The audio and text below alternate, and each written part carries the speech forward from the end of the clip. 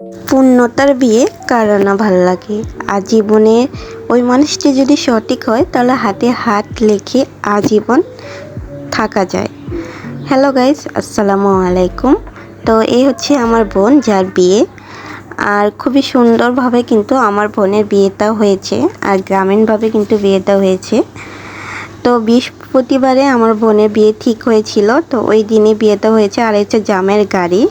তো আমরা যখন পার্লার থেকে যাচ্ছিলাম তখন দেখতেছিলাম জামাই যাচ্ছে, তখন আমরা ছোটোখাটোভাবে ভিডিওটা করে নিই। আর এই ভিডিওটা কিন্তু জামাই করেছে, ওখান থেকে আমি সংগ্রহ করেছি। আর হচ্ছে জামাইয়ের বোন।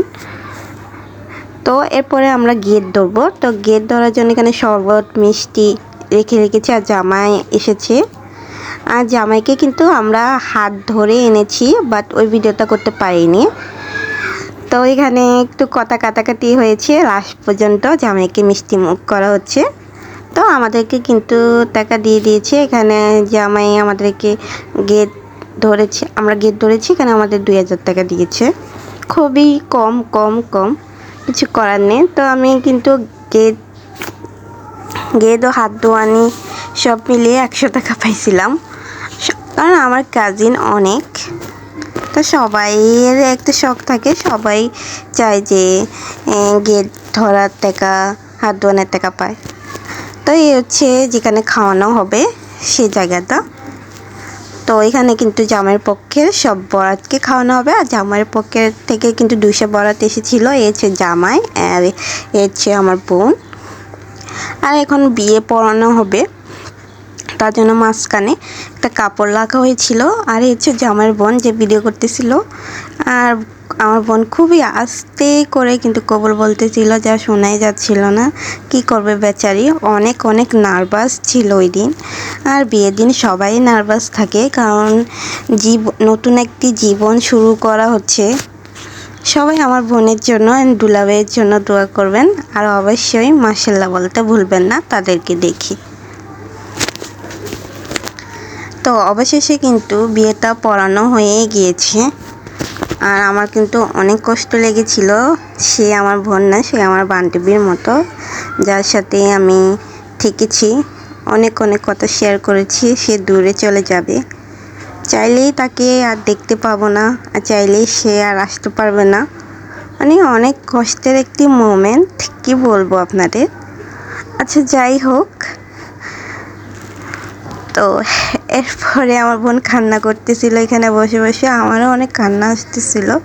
বাট আমি আমার কষ্টটা একেবারে লুকিয়ে রেখেছি, যেন কেউ বুঝে না, কাউকে জানাতে চাইনি। তো এরপরে এখন আমার বোন রেজিস্টার হবে, মানে সাইন করবে।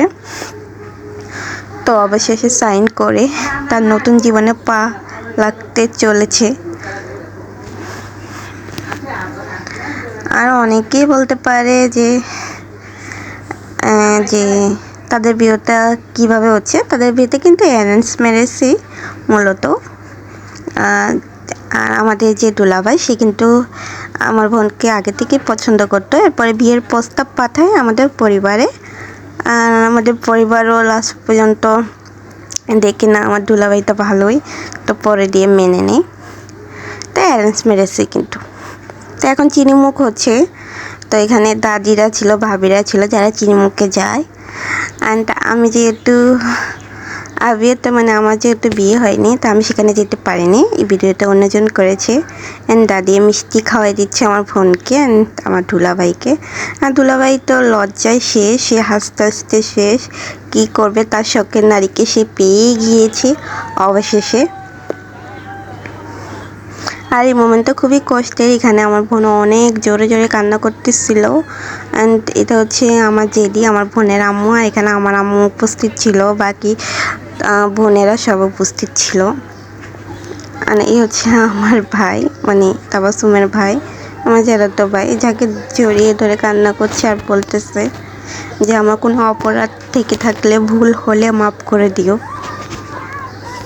মানে অনেক কষ্টের একটি মোমেন্ট। এই মোমেন্টটা ভোলা যায় না, সবার জীবনে একবার আসে, যে জীবনে একবারই আসে। তো এখন আমার বোনকে বিদায় দেওয়া হবে। আমার বোন তো এখনও কান্না করতেছে। আর এখানে তো জামাই খুবই খুশি, কি বলবো, জামাই সবসময় খুশিই থাকে। আর মেয়েরাই সবসময় কান্না করে। ওরা খালি জিজ্ঞেস করে কেন কান্না করে, কেন কান্না করে। আসলে যে ঘরটাতে আমরা থেকেছি, যে ঘরটাতে বড় হয়েছি, হঠাৎ করে সেই ঘরটা পর হয়ে গেল, সহজে আসা যাবে না, হুট করে আসা যাবে না। তো অচেনা থেকে অচেনা হয়ে যাবে, একটা অচেনা পরিবেশে কিভাবে থাকবো, এগুলা নিয়ে কান্নাটা আসে মূলত। তো অবশেষে আমার বোনকে কিন্তু বিদায় দেওয়া হচ্ছে। তো আজকে এতটুকু, সবাই ভালো থাকবেন, সুস্থ থাকবেন।